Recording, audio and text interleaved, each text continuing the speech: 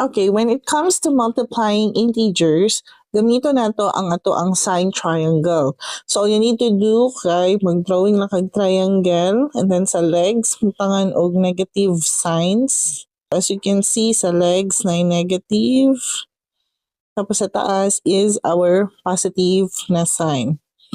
So, every time makamit kag problem, drawing na kag triangle, so pwede ana.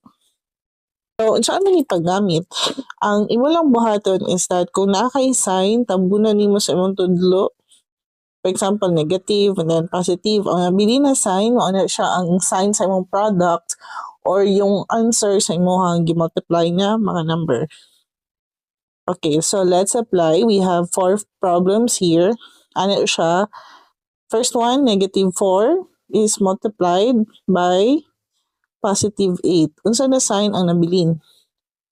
Very good, negative. So, ang answer would be negative and 4 times 8 would be 32. Next, negative 3 times negative 9. Answer is positive. So, that would be positive 27. Dili na natin isulat ha, kay para maanod na ta. Next is, we have 6 na positive times negative 7. The answer would be a negative. Very good. And that would be negative 42. Next, we have 5 and times 9. So, wala siya sign. So, therefore, positive sa duha. So, that would be 45. Okay, for the fun part, this is the worksheets. Tulo di ka buok. Tapos tag 100 items. Okay, so passing score would be 75.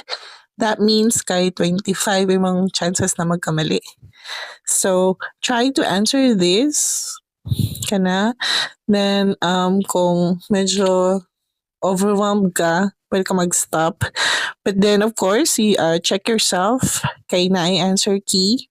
And then if you notice pag na-mali, please let me know. Kay, syempre, naghatag na ko example and I expect you to answer para ma-practice, okay? So comment down your total score sa post and I'll see you next time.